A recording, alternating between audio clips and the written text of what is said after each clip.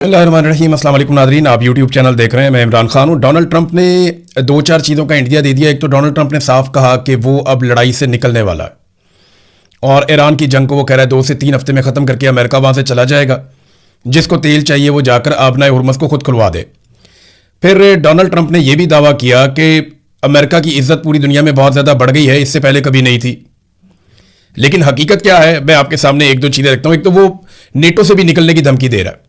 Donald Trump ने साफ कहा कि नेटो से निकलने के बारे में हम सीरियसली सोच रहे हैं और वजह यह है कि ये सारे कागजी शेर हैं, जब लड़ने का वक्त आया तो ये लड़ने के लिए आए नहीं। डोनाल्ड ट्रंप के जो मुतालबात थे वो किसी और नौइयत के थे। लेकिन देखें, एक्चुअली अमेरिका की इज्जत बढ़ी है दुनिया में या नहीं बढ़ी, और अमेरिका इस जंग से निकलेगा तो अमेरिका के लिए बचेगा क्या, वो मैं आपको बाद में बताता हूँ। लेकिन पहले ये देखें, इस वक्त सूरत हाल ये है कि स्पेन ने अमेरिका के फौजी अड्डों को बंद कर दिया और अमरीकी फौजी तैयारों को अपनी फिजाई हदूद इस्तेमाल करने की इजाज़त नहीं दी। इटली ने भी अमेरिका की मुखालफत की है, फिजाई हदूद नहीं दी। फ्रांस ने अमरीकी फौजी तैयारों के लिए अपनी हदूद नहीं दी और उनको फैसिलिटेट नहीं किया। स्विट्जरलैंड ने भी अमेरिका को फैसिलिटेट नहीं किया, उन्हें जगह नहीं दी। पोलैंड ने अमेरिका को इनकार कर दिया। यानी पोलैंड के अंदर एक सिस्टम लगा हुआ है पैट्रियट का, जो मिसाइलों की बैटरियां हैं वो वहां पे लगी हुई हैं। ये फिजाई दिफाई निज़ाम है, ये रशिया के पेश नज़र यहाँ पे लगाया गया और यहाँ पे जो है वो ये नेटो के ज़ेर निगरानी लगा हुआ था। और ये मशरकी महाज जो है यूरोप का, ये उसके लिए लगाया गया था। लाजमी बात है, रशिया की तरफ से वो समझते हैं खतरा रहेगा, तो वो अमेरिका यहां से निकाल कर लेकर जाना चाहता था मिडिल ईस्ट में, अरब ममालिक में। स्पेशली आपको पता है वहां पे वो इसराइल को प्रोटेक्ट करते हैं। तो पोलैंड ने इनकार कर दिया, उन्होंने अमेरिका की दरखास्त मुस्तरद कर दी। इससे पहले आपको याद होगा कि जनूबी कोरिया से अमेरिका निकाल कर ले गया था फिजाई दिफाई निज़ाम, और जापान के बारे में कहा जा रहा था, मुझे कंफर्म नहीं है, लेकिन जनूबी कोरिया का तो कंफर्म हो गया था। तो उस रीजन में से अमेरिका ने फिजाई दिफाई निज़ाम निकाला और वो उनको लेकर चला गया मिडिल ईस्ट में इसराइल की हिफाजत के लिए। और अब जब यहां से निकालने की कोशिश की तो इन्होंने इनकार कर दिया। इन्होंने कहा जी नहीं, अब ये पोलैंड का अकेले का तो इनकार नहीं है, ये तो यूरोपीय यूनियन का इनकार है। तो यूरोप के ममालिक ना अमेरिका को डिफरेंट तरीके से डील कर रहे हैं। अभी ये एक और स्टेटमेंट है स्पेन की जानिब से कि अगर इसराइल क्वालिफाई कर जाता है फीफा वर्ल्ड कप के लिए तो स्पेन फिर उसको नहीं खेलेगा, वो बाइकआउट कर देगा। कुछ और यूरोपीय ममालिक से इसी तरह की आवाजें आ रही हैं और ये बातें सिर्फ डोनाल्ड ट्रंप की वजह से हो रही हैं। एक तो ईरान के लिए मुश्किलात पैदा कर दी, उनकी भी फीफा की एक टीम है वर्ल्ड कप की, अब अमेरिका में वर्ल्ड कप होने जा रहा है और अमेरिका में 7 दूसरी रियासतों में और उसके अलावा कनाडा में ये वर्ल्ड कप वहां पे खेला जाएगा फुटबॉल का। तो उसमें अब टीमें जो हैं वो गुरेज कर रही हैं और इस तरह की बातें सामने आ रही हैं जब चंद महीने रह गए हैं फीफा वर्ल्ड कप में। ये दुनिया का सबसे बड़ा स्पोर्ट्स का एक इवेंट होता है, पूरी दुनिया की तवज्जो फुटबॉल वर्ल्ड कप की तरफ होती है। तो इसमें जो डोनाल्ड ट्रंप ने किया यूरोप के साथ, ये यूरोपीय टीमें हैं जिनकी तरफ से मजीद इशारे मिल रहे हैं, यानी जो नॉर्वे, स्वीडन, फिनलैंड और डेनमार्क, इनके साथ किया अमेरिका ने। और जो ग्रीनलैंड लेने की, उसके ऊपर कब्जा करने की जो धमकी दी, फिर जैसे टैरिफ लगाया अमेरिका ने इन सब के ऊपर और जिस किस्म की धमकियां दी गई, तो वो यूरोपीय टीमें भी अब सोच रही हैं कि जाके खेलना है या नहीं खेलना। तो खेल के ऊपर भी असर पड़ रहा है। हालांकि खेल के मैदान में ये चीजें नहीं होनी चाहिए, लेकिन डोनाल्ड ट्रंप ने इसका आगाज खुद ही किया ईरान के खिलाड़ियों के लिए एक धमकी अमेज बात करते हुए। अब आ रहे इस बात पे, अगर डोनाल्ड ट्रंप ये लड़ाई बंद करके निकल जाता है तो यूरोप के साथ क्या होगा और बाकी ममालिक क्या जाके वहां पे लड़ेंगे और लड़के अपने हुर्मुज़ को खुलवाएंगे? नहीं। देखिए, अगर डोनाल्ड ट्रंप अपने वादे के मुताबिक या अपने दावे के मुताबिक इस जंग को खत्म करता है और उसे कोई फेस सेविंग नहीं मिलती, यानी फेस सेविंग अब वो बना रहे हैं, वो ये कह रहे हैं हम जंग जीत गए, हमने ईरान को पत्थर के जमाने में धकेल दिया, हमने वहां पे बहुत तबाही कर दी है, अब सिर्फ आपने हुर्मुज़ बंद है, जाके आप खुलवा लें, हमने ज्यादा काम कर दिया है। और ईरान में रजीम भी तब्दील हो गया, वहां पे जो नए लोग आए वो बड़े बेहतर लोग हैं, उनके साथ आप डील कर सकते हैं। हालांकि अमेरिका और इसराइल के ऊपर जितने भी हमले हुए वो नए आने वाले बेहतर लोगों ने ही किए हैं। आयतुल्लाह अली खामेनी तो जंग के पहले दिन शहीद हो गए थे, तो अब 1 महीना भी हो गया इस बात को। तो नए लोगों ने अमेरिका को और इसराइल को मारा और उनका नुकसान किया है। अगर अमेरिका निकल जाता है और लड़ाई बंद हो जाती है तो यूरोप, अरब ममालिक, चाइना, रशिया, ये रूस के साथ बैठ के बड़े आराम से अपने हुर्मुज़ को खुलवा लेंगे नई शराइत के तहत। और कुछ शराइत ईरान की मान ली जाएंगी, कुछ बाकी लोगों की मान ली जाएंगी, सबको कुछ ना कुछ मिल जाएगा। ईरान ने तो बड़ा कैटेगोरिकली कहा है कि अपने हुर्मुज़ जो है वो ऐसा समंदर नहीं है जो एक आलमी रास्ता है, ये मलकियत है ओमान की और ईरान की। याद रखिए कि ओमान ने अपने आप को इस लड़ाई से बड़ी कामयाबी से अब तक बाहर रखा है। उनकी जो क़यादत है, उन्होंने बड़ी समझदारी के साथ इस लड़ाई का हिस्सा बनने से गुरेज किया और सबसे सॉफ्ट टारगेट हो सकता था ईरान का या ईरानी हथियारों का ओमान, जो बिल्कुल सामने है, दिखाई देता है। लेकिन वहां पे ईरान ने कोई हमला नहीं किया। और इक्का दुक्का वाकयात रिपोर्ट हुए हैं, लेकिन ईरान ने कहा जी हमने नहीं किया। तो ओमान और ईरान की मलकियत है आबनाए हुर्मुज़, ये ईरान की जानिब से ऐलान भी किया गया। अब जो भी डील होगी वो बाद में हो जाएगी। आबनाए हुर्मुज़ को खुलवाने के लिए अमेरिका के जाने के बाद ताकत का इस्तेमाल तो होगा ही नहीं, ये बड़े आराम से खुलवा दी जाएगी। हां, ये हो सकता है कि कोई ना कोई शरारत की जाए, कभी किसी जहाज को आग लगाई जाए, कुछ और किया जाए, ईरान पे इल्जामात लगाए जाए, जैसे फॉल्स फ्लैग ऑपरेशन हम कहते हैं। अच्छा, इस सारे माहौल में कि अमेरिका जंगबंदी करे, ईरान दबाव बढ़ाने के लिए लगातार हमले कर रहा है और तेज तरीन हमले कर रहा है, हमले करता चला जा रहा है। एक बहुत बड़ा दावा जो ईरान की जानिब से किया गया वो ये कि अमेरिकी पायलट और लड़ाका तैयारों का जो अमला है वो सऊदी अरब में मौजूद था और वहां पे ईरान ने हमला कर दिया। और दावा यह किया है कि सऊदी अरब का एक इलाका है अल खरज, वहां पे 200 अमेरिकी पायलटों और अमले की जो रिहाइश गाहें हैं वहां पे मिसाइलों और ड्रोन से उनको निशाना बनाया गया है। इस इलाके में अमेरिका का एवॉक्स तैयारा भी तबाह किया गया था, जो बड़ा महंगा, मैंने आपको बताया था पहले भी, लगभग $1 अरब का कोई बताता है कि $700 मिलियन का, तो बहुत महंगा बड़ा तगड़ा तैयारा था। और एयरफोर्स के लिए, किसी भी एयरफोर्स के लिए रीढ़ की हड्डी का काम करता है ये। तो हमले में कई दीगर अमेरिकी तैयारों को भी उस वक्त नुकसान पहुंचा था। ये ब्रिगेडियर जनरल सैयद माजिद मूसवी हैं, इन्होंने ये दावा किया कि 200 के करीब अमेरिकी पायलट और अमले के लोग वहां पे मौजूद थे एयरफोर्स के, उनके ऊपर ईरान ने अटैक किया और नुकसान किया है। अब ये नुकसान कितना है, हुआ भी या नहीं, इसकी तस्दीक आ जाएगी। देखिए, ईरान की जानिब से जो दावा आता है हम आपको बता देते हैं, जो अमेरिका और इसराइल का दावा होता है वो भी आपको बता देते हैं। फिर 24 से 48 घंटों के अंदर तस्दीक भी आ जाती है कि ये वाकया हुआ या नहीं हुआ। ये एक और बड़ा दावा है ईरान की जानिब से कि ये एक बड़ा हदफ है जिसको निशाना बनाया ईरान ने। इसके अलावा वो कहते हैं कि हमने यूएई के साहिली इलाके में अमेरिकी मरीन्स की एक मीटिंग हो रही थी, उसको ड्रोन से निशाना बनाया और ये फौजी अड्डे से बाहर एक मीटिंग हो रही थी, ये भी एक दावा किया गया उनकी जानिब से। फिर बहरीन के करीब वो कहते हैं जी फौजी अड्डे के बाहर मौजूद अमेरिकी 5th फ्लीट के हॉक एंटी ड्रोन निजाम को भी ड्रोन से तबाह कर दिया। तो दबाव डालने के लिए ईरान भी हमले कर रहा है, ऐसा नहीं है कि ईरान खामोशी से बैठा हुआ है।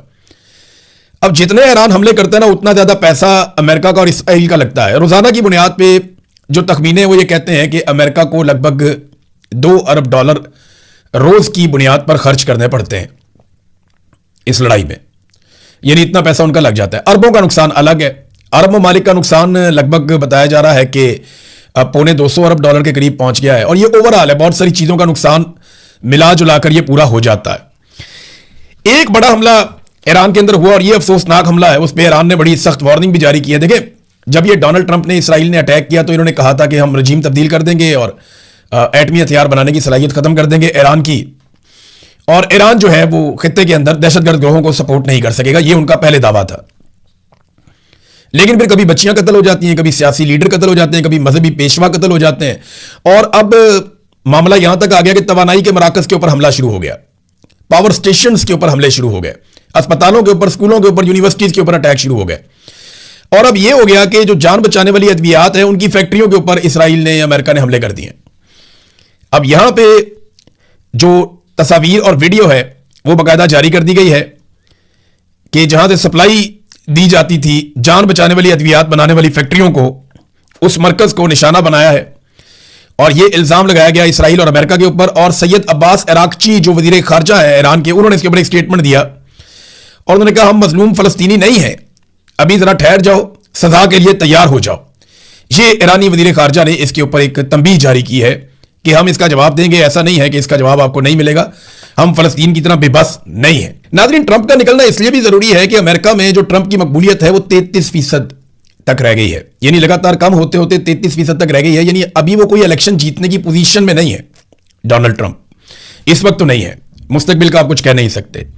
और 2/3 अमेरिकन, यानी हर 3 में से 2 अमेरिकी ये समझते हैं कि अमेरिका को फौरी तौर पर इस लड़ाई से बाहर निकल जाना चाहिए, और हर 10 में से 6 अमेरिकी ये समझते हैं कि डोनाल्ड ट्रंप गुजरते वक्त के साथ साथ ज्यादा गैर जिम्मेदार होते जा रहे हैं। अमेरिकन मीडिया में कुछ ऐसे सर्वे भी चलाए गए जिनमें अमेरिकियों की अक्सरियत डोनाल्ड ट्रंप की ज़हनी सलाहियतों पे सवालात उठा रही है, और वो ये कह रहे हैं कि डोनाल्ड ट्रंप ज़हनी तौर पे क्या नॉर्मल है और वो अमेरिका जैसे मुल्क को चलाने के काबिल हैं। अब ये डिस्कशन शुरू हो गई है अमेरिका की मीडिया में, तो जितनी जल्दी हो डोनाल्ड ट्रंप को इस लड़ाई से निकलना पड़ेगा। इसराइल के लिए 2 प्रॉब्लम क्रिएट हो गए। एक तो चाइना ने बड़ा कैटेगोरिकली ऐलान कर दिया कि लबनान के अंदर से इसराइल फौरी तौर पे निकल जाए, क्योंकि लबनान में भी बड़ा कत्लेआम हो रहा है, वहां पे जो ह्यूमन राइट्स वर्कर्स हैं या जो डॉक्टर्स हैं, तिब्बी हमला है, उनको लगातार निशाना बनाया जा रहा है, उनके ऊपर अटैक किए जा रहे हैं।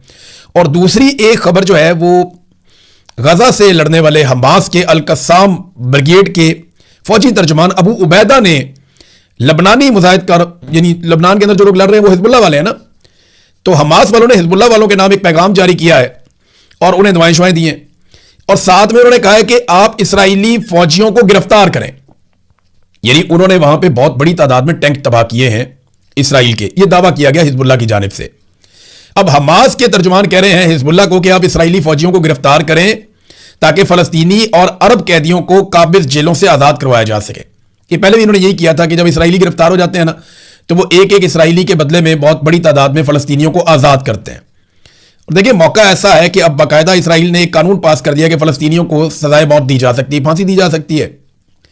इसके ऊपर पाकिस्तान में कुछ मौलवियों ने बातचीत की है, लेकिन यही मौलवी ताहिर अशरफी वगैरह कुछ अरसा पहले तक बोर्ड ऑफ पीस के ऊपर बगले में जाते थे, ये कहते थे जनाब फलस्तीनी उस पर मिठाइयां बांट रहे हैं, और बोर्ड ऑफ पीस के ऊपर ये शादियाने बजाते थे कि हम नेतन्याहू के साथ एक प्लेटफॉर्म के ऊपर इकट्ठे हो गए। आज ये उसी को जालिम और जाबिर कह रहे हैं और मुसलमान मुल्कों से अपील कर रहे हैं कि फलस्तीनियों का साथ दो। मस्जिद अक्सा के दरवाजे बंद है, बोर्ड ऑफ पीस बनने के बाद मस्जिद अक्सा के दरवाजे बंद हो गए, फलस्तीनियों का कत्लेआम एक अलग तरीके से शुरू हो गया। बोर्ड ऑफ पीस बनने के बाद पूरे खित्ते के अंदर बमबारी शुरू हो गई, बोर्ड ऑफ पीस बनने के बाद पूरी दुनिया मुतासिर हो गई, और बोर्ड ऑफ पीस बनने के बाद अब फलस्तीनियों की फांसी का बंदोबस्त भी हो गया, लेबनान के ऊपर भी अटैक हो गया, बड़े पैमाने पर कत्लेआम हो रहा है दोनों तरफ। तो ये बोर्ड ऑफ पीस के ऊपर जो मौलवी उस वक्त ताशे बजा रहे थे और पाकिस्तान की उसमें शमूलियत को बड़ा एजाज करार दे रहे थे कि इसराइली वजीर आजम नेतन्याहू के साथ हम बैठ जाएंगे तो ये बड़ा एजाज है, हम उन्हें कंट्रोल कर लेंगे। तो जिस दिन से बोर्ड ऑफ पीस बना है, मामला कंट्रोल होने की बजाय ज्यादा आउट ऑफ कंट्रोल होता हुआ बज़ाहिर मेरा तजिया यही है कि ऐसे ही दिखाई दे रहा है। तो क्या ये मौलवी जिन्होंने जमीन आसमान के कलाबे में लाए थे ये कौम से माफी मांगेंगे? मुझे तो नहीं लगता, क्योंकि इनका ये ट्रैक रिकॉर्ड नहीं है। इसहाक डार साहब नाजरीन चीन के दौरे पर गए थे, उसका एक एलामिया भी जारी हुआ है, 5 नुकाती जो है वो तजावीज़ हैं जो ईरान और इसराइल और अमेरिका की जंगबंदी के हवाले से हैं। देखिए, पाकिस्तान इसमें एक रोल प्ले कर रहा है और जो बड़ी अच्छी बात है, क्योंकि पाकिस्तान के बाद दूसरा रास्ता कोई नहीं। अगर पाकिस्तान लड़ाई में जाएगा तो पाकिस्तान को नुकसान होगा, दोनों तरफ से नुकसान है ना। हम अरबों को भी नाराज नहीं कर सकते, ईरान हमारा हमसाया मुल्क है, साथ बॉर्डर लगता है, इसको भी नाराज नहीं कर सकते। तो पाकिस्तान को मैनेज करना था और लड़ाई से हर हाल में बचना था। इस बात से शायद अरब इतने खुश नहीं होंगे, अमेरिकन भी खुश नहीं होंगे, इसराइल भी पाकिस्तान से राजी नहीं होगा कि ये पाकिस्तान क्या कर रहा है। लेकिन जब चाइना गए सागदार साहब, तो मेरे सोर्सेज ने, 2 डिफरेंट सोर्सेज हैं जिनसे मैंने ये इंफॉर्मेशन इकट्ठी की है। देखिए, मैं खबर पहले भी दे सकता था, लेकिन आई टुक माई टाइम, मैंने कई घंटे लिए इसके ऊपर और फिर मैंने मुख्तलिफ लोगों से बात की तो खबर एक और भी निकली है। चाइना ने तहफ़्फ़ुज़ात का इजहार किया है कि पाकिस्तान और अफगानिस्तान के बीच में जो चल रहा है, चाइना ने इस रीजन में अरबों डॉलर्स लगाए हैं। वो बेल्ट एंड रोड का अपना इनिशिएटिव लेकर चल रहा है, उसने ईरान में पैसा लगाया हुआ है, उसने अफगानिस्तान में पैसा लगाया हुआ है, पाकिस्तान में बेशुमार पैसा लगाया हुआ है। इस खित्ते के और ममालिक के अंदर सेंट्रल एशिया तक चाइना ने इन्वेस्टमेंट की हुई है, बांग्लादेश में पैसा लगाया हुआ है, श्रीलंका में पैसा लगाया हुआ है। तो वो नहीं चाहेगा कि यहां पे एक लड़ाई की नजर उसका पैसा हो जाए, उसके पैसे जाया हों। अरबों डॉलर चाइना ने लगाए हुए हैं। और अफगानिस्तान ने भी चाइना को ब्रीफिंग दी है, चीजें बताई हैं, और पाकिस्तान को चाइना ने फिर कहा है कि यह मामला बातचीत से हल किया जाए और जंग की तरफ ना जाए। चाइना के तहफ़्फ़ुज़ात हैं। इससे पहले आपने देखा था कि सदर भी गए थे चाइना की एम्बेसी में, वहां पे उन्होंने एक दौरा भी किया था। ये मामला उस तरह नहीं है जैसे आपको दिखाई देते हैं। चाइना की एक आदत है, बहुत सारे लोगों के पट्टे खोल दिए गए, जनाब इमरान रियाज ने खबर दी इस पे हमला कर दो, वो एस्टेब्लिशमेंट के सारे टाउट मेरे पीछे पड़ गए। भाई, मामला ये है कि चाइना फेस सेविंग देता है हमेशा। चाइना अगर कभी आपसे नाराज भी होता है, और ये बात पीएमएलएन के लोग या ये दानिश्वर पहले माजी में कहते रहे हैं कि चाइना कभी भी ओपनली अपनी पॉलिसी नहीं बताता, या अपने दोस्तों के खिलाफ कोई चीज उसके पास होती है तो वो उसको इस तरह एक्सपोज नहीं करता, वो फेस सेविंग देता है और मामला हल करता है। चाइना को तहफ़्फ़ुज़ात हैं और चाइना चाहता है कि पाकिस्तान और अफगानिस्तान के दरमियान बातचीत के जरिए मसला हल हो। अफगानिस्तान समझता है उसके साथ ज्यादती हो रही है, पाकिस्तान की हुकूमत ये कहती है हमारे साथ ज्यादती हो रही है, जबकि हम सब ये जानते हैं कि जब से डोनाल्ड ट्रंप ने बग्राम एयरबेस मांगी है तब से लेकर अब तक यह मामला शिद्दत इख्तियार कर गया है। लेकिन दहशतगर्दी के खिलाफ तो जंग पाकिस्तान 20-25 साल से लड़ रहा है, बल्कि आज तो इससे ज्यादा टाइम हो गया। तो पहले आप ये क्यों नहीं करते थे, एरियल स्ट्राइक और जाके वहां पे हमले क्यों नहीं करते थे? ये अब आपने क्यों किया है? ये पॉलिसी क्यों शिफ्ट की है? डोनाल्ड ट्रंप के स्टेटमेंट के बाद की है। ये जब चाहेंगे फिर मिलिट्री एस्टेब्लिशमेंट पॉलिसी बदल देगी कि नहीं जी, कल तक वो मुजाहिद थे, जहादी थे, वो तालिबान बहुत अच्छे थे, गुड तालिबान थे, आज वो बहुत बुरे हैं, आज मारो उनको, कल फिर कोई इनको आसरा लग जाएगा, नहीं जी आज फिर वो बहुत अच्छे हो गए हैं। तो इनका कोई डायरेक्शन नहीं है, ये डायरेक्शनलेस है। तो ये लीडर्स को फैसला करना चाहिए, बंदूक बरदार जब फैसला करते हैं तो प्रॉब्लम हो जाती है। बहरहाल ये जो एलामिया है वो अलग है, लेकिन चाइना का मुतालबा वो रिपोर्ट भी हो रहा है। अभी थोड़े दिनों में आपको बहुत सारी चीजें नजर आ जाएंगी और ये खबर की बड़ी वाज़ेह तस्दीक भी हो जाएगी। नाज़रीन, G7 के वो ममालिक जो दबाव डालते थे रशिया पे और पाबंदियां लगाते थे रशिया के ऊपर कि तेल नहीं लेना तो गैस नहीं लेनी इनसे, वो अब रशिया से अपील कर रहे हैं और दुनिया के अंदर जो तेल की कमी हो रही है उसमें रूस के लिए मदद की अपील की गई है कि रशिया तेल बेचे, उसके ऊपर पाबंदियां भी उठाई गई हैं। लेकिन रूस ने 1 अप्रैल से लेकर 31 जुलाई तक यानी 4 महीनों के लिए गैसोलीन को अब एक्सपोर्ट ना करने का फैसला किया। इससे बहुत दबाव बढ़ेगा दुनिया पे, तो रशिया ने मौका देकर चौका लगाया, उसके ऊपर अब रिक्वेस्ट कर रही है दुनिया। ये G7 ममालिक जो हमेशा हमेशा दबाव डालते थे रशिया के ऊपर, बाकी ममालिक के ऊपर, तो आज वो खुद दबाव में आ गए हैं। सूरत ऐसे ट्विस्ट हो गई है। नाज़रीन, अब 2 खबरें पाकिस्तान के अंदर से। नंबर 1 तो यह है कि इमरान खान साहब की रिहाई के लिए जो नाम लिया जा रहा था कि रिहाई फोर्स, रिहाई मूवमेंट चलने वाली है, वो बन रहा है मामला। वो मामला वफाकी आईनी अदालत में चला गया। आपको पता है वहां पे कौन जजेस बैठे हुए हैं, उनको कैसे बिठाया गया 27वीं आईनी तरमीम के बाद। तो उन्होंने नोटिस जारी कर दिया सुहेल अफरीदी को। हालांकि इन्होंने अभी तक बाकायदा किसी फोर्स की अनाउंसमेंट ही नहीं की। उन्होंने कहा ये एक कैदी जेल के अंदर है तो आप उसके लिए क्यों तहरीक चला रहे हैं और कैसे आप तहरीक चला सकते हैं और कैसे आप एक फोर्स बना सकते हैं, तो आपने क्या किया, तो इसका जवाब आप जमा करवाएं। तो सुहेल अफरीदी जवाब जमा करवा देगा, जी हमने कोई फोर्स नहीं बनाई, हम तो पुरअमन तहरीक चला रहे हैं, एहतजाज करना आइन के मुताबिक हमारा हक है, हमें कोई रोक नहीं सकता, हमें लगता है उसके साथ ज्यादती हुई है, ये तो वो कर ही सकते हैं। लेकिन वफाकी आईनी अदालत को इस मामले में एस्टेब्लिशमेंट लेकर क्यों आई? मुझे लगता है कि ये जो मेंबरशिप हो रही है या प्रेशर बढ़ रहा है, नौजवान शमूलियत इख्तियार कर रहे हैं एक नई तंजीम में, शायद इससे एस्टेब्लिशमेंट को थोड़ा सा खौफ भी है। उन्हें लगता है कि अगर ये इकट्ठे हो गए वाकई में लाखों की तादाद में, तो फिर वही मुसीबत दोबारा से आ जाएगी एहतजाज की, जिससे उन्होंने माजी में बड़ी मुश्किल से निपटा है। अब देखते हैं ये इस काबिल हैं और वहां तक मामला ले जाते हैं या नहीं ले जाते। लेकिन इंफॉर्मेशन मिनिस्टर पंजाब ने एक स्टेटमेंट दिया था और उन्होंने कहा था कि जब पाकिस्तान में 9 मई हो रहा था तो इमरान खान के बेटे और उनकी बीवी वगैरह, उन्होंने इल्जाम लगाया था कि वो वहां पे नाइट क्लब में थे। 9 मई जब पाकिस्तान में हो रहा था तो बरतानिया में सुबह का वक्त था। अभी आपके पास वहां पे रात है जब आप ये वीलॉग सुन रहे हैं और मैं इसको दिन के वक्त रिकॉर्ड कर रहा हूं। तो 9 मई के सारे विजुअल दिन के वक्त के हैं, मैक्सिमम शाम के वक्त के हैं। तो वहां तो दिन का वक्त था, तो सुबह के वक्त कौन सा नाइट क्लब खुलता है या नाइट क्लब होता है? नाइट क्लब का तो मतलब ही नाइट है, रात के वक्त। तो एक तो ये पढ़े लिखे नहीं है, बेवकूफ हैं, ना इन्हें समझ आती है बात क्या करनी है, बस उठा के स्टेटमेंट झाड़ देते हैं और फैलाने वाले फैला भी देते हैं बेवकूफों की तरह। थोड़ा सा सोचना चाहिए। अब तक के लिए इतने, अपना ख्याल रखिएगा, अपने चैनल का भी। अल्लाह हाफ़िज़।